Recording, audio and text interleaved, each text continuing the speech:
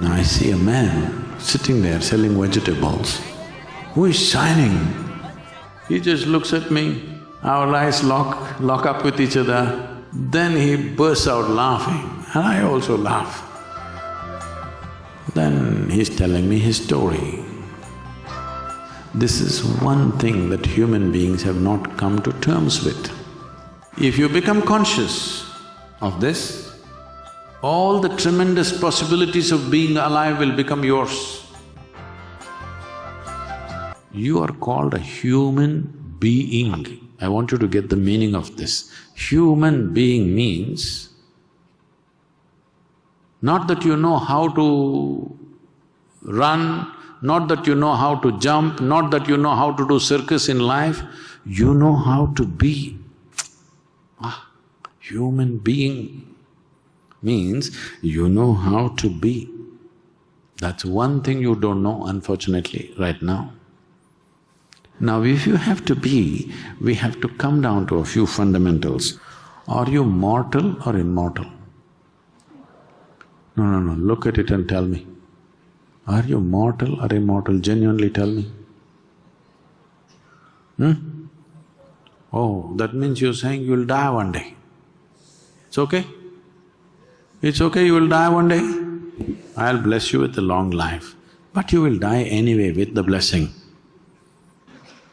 Because this is the nature of life, it has to die, isn't it? And how glad I am that you will die.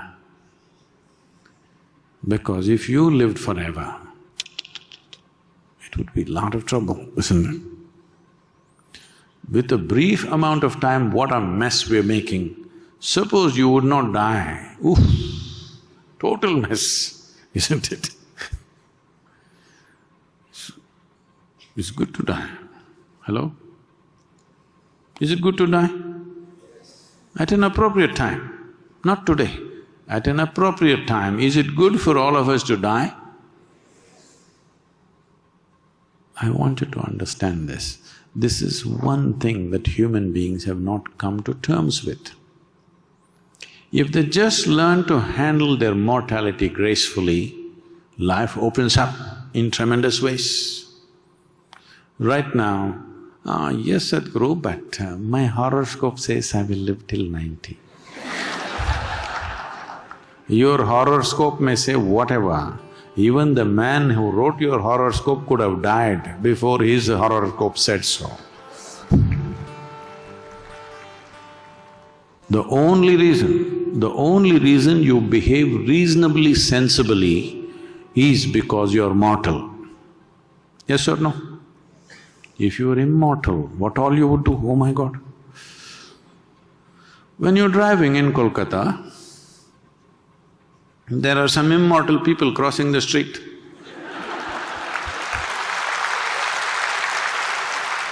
You've seen them, right? Immortal they are.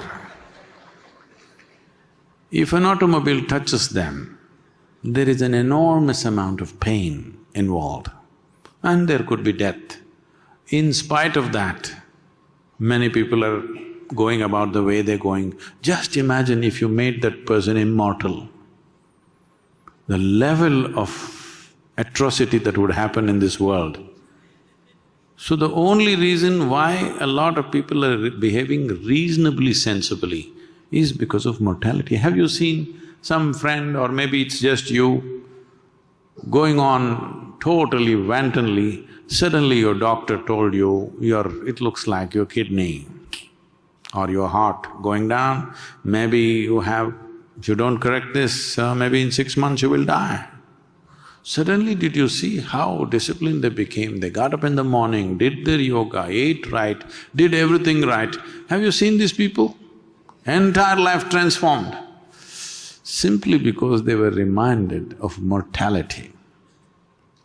I must tell you, this happened many years ago. I'm in Bangalore city. I like to go to vegetable markets. If I'm driving across somewhere, I see a vegetable shandy going on, a weekly shandy, I will stop and I will walk through, I will bargain everything from chicken to eggs to vegetables to that crazy root which will make you invisible. everything, I just like to interact. But anyway, I'm not going to buy vegetables or chicken. I bargain with all of them, then give them some money and go away, because for the time that I took, simply bargaining, not buying anything, because I have no place to buy and take it. So like this, one day I'm in the vegetable market in Bangalore city. Then I see a man sitting there selling vegetables, who is shining. I just look at him, my God, what the hell is he doing in the vegetable market? He just looks at me, our eyes lock up with each other, then he bursts out laughing, and I also laugh. Then I walk up to him and say, what the hell are you doing here? Then he said, come, come. He opened up his little vegetable shop and asked me to sit down. So both of us sat in the shop. Then he's telling me his story. He was doing his normal life, wife and 2-3 children and whatever. One day he fell ill, then so ill that they admitted him into a government hospital, a general ward. They put him there. Every day they thought he will die, but he did not die. Every day they thought he will die, he did not die. 2-3 months went on, then there was no space, so they put him in the corridor outside, because this guy doesn't live, doesn't die. So after about 3 months, his wife stopped coming, she lost her patience. How long to come and sit with him, this fellow doesn't live or die?